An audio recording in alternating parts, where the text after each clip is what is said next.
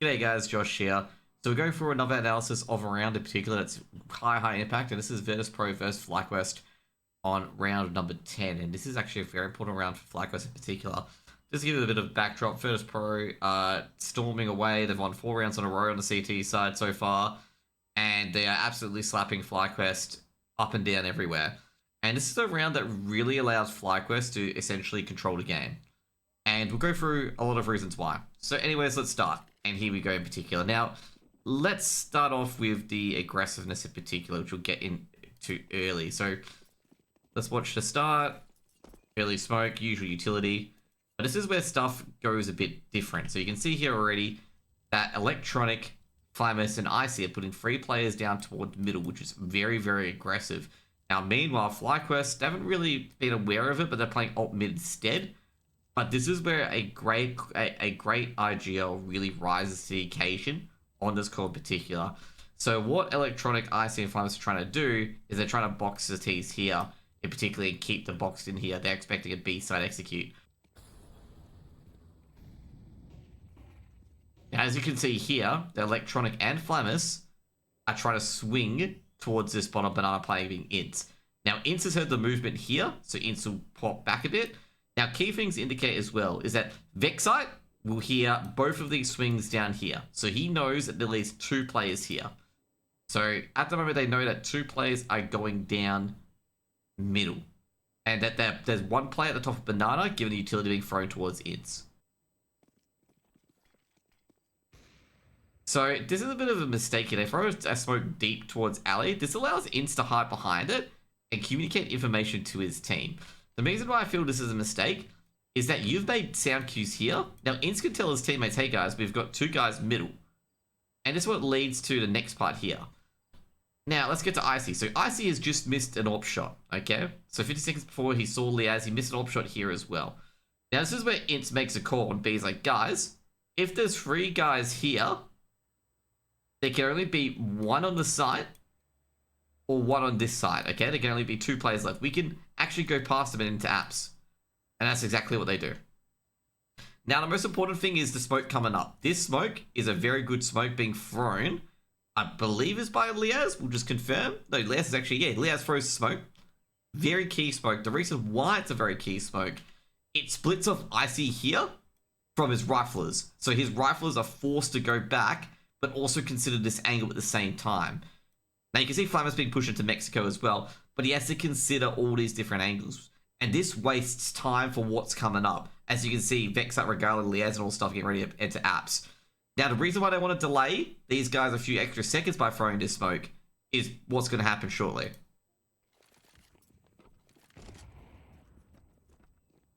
So by doing this, you can see now, Fame's realized that he's going to switch towards A, and Icy is now pushed back. So they know now that there can only be a maximum of potentially 2 players on A. Electronic and Flit have cleared out that they can't possibly be B, given that there's nobody there. And it's what makes the genius of this FlyQuest execute. Instead of trying to fight this aggression, they have accelerated through apps to hit the A site. Now, I'm going to say right here, there's no reason to shift walk. The reason why there's no reason to shift walk is that they know 2 players are still here. Icy is somewhere around here, so they're going to consider short. And Fame's just rotated here as well. Now, this is going to be 4 against 2 on the A side, and it's going to be in the favor of FlyQuest. Ints knows this because he knows 2 people are still moving around here, so they're most likely from A. And also, these guys know that Icy is now isolated here as well, so there can only be a maximum of 2 people on site. So they've done the calculus of being like, hey, if we take out 2 of these guys, we'll be great. Now, the first thing they're going to do is most likely smoke off Moto, and that's exactly what they do.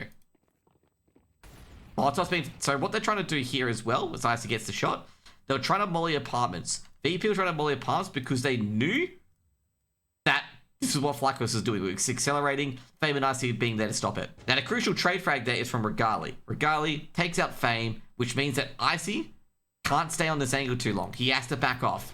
And also, he is even tagged up by Regali.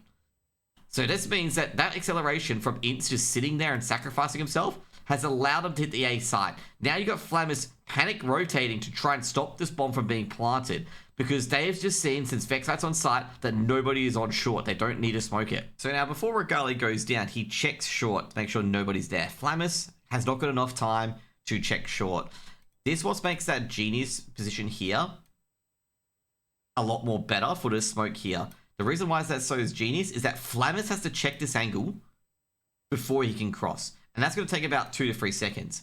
And that 2 to 3 seconds means he's going to be late and he can't catch Regali. Regali will already be on site by the time he's planted it. However, if that smoke wasn't there, he would not need to check it. He can go straight through. Now, overall, Regali will plant the bomb here. And Flammus will ascertain that there's one player in apartments, given that Nec has moved. And this is how one of the better holds works so well in CS. This is why this A site hit works.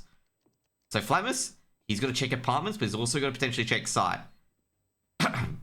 So you can hear Nec making a lot of noise here. Flammus is going to be a bit overwhelmed because he's also going to be concerned with Ints, because they know that Ints is in the backlines as well. So Flammus is going to look down here, and he's also going to look down here because Nec has made noise.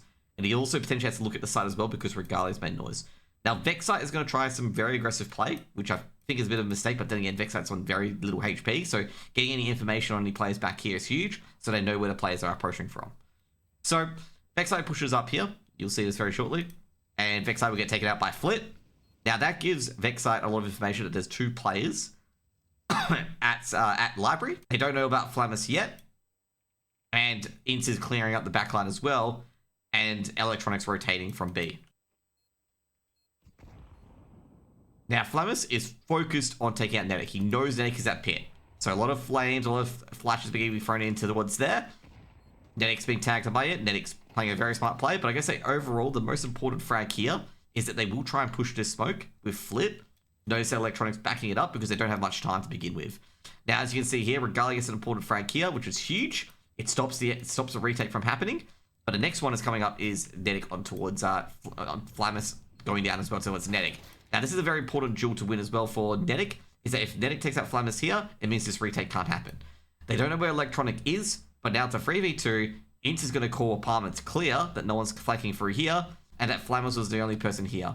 Now, also as well, Vexite reported that there's 2 players here, being both Icy and Flit, given that Flit killed him, and he also, Icy the AWP, has always been there. Which means Electronic is not approaching from the short side, otherwise Nedic would have been traded out when Flammus died.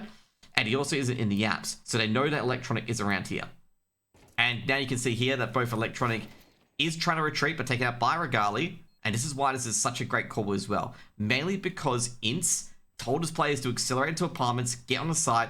They caught a few of the players, both Fame and Icy, flat-footed, able to control the site and put Virtus Pro in a really difficult retake scenario where they didn't have any positions to really work with or any information to work with, and FlyQuest had pretty decent post-plant positions.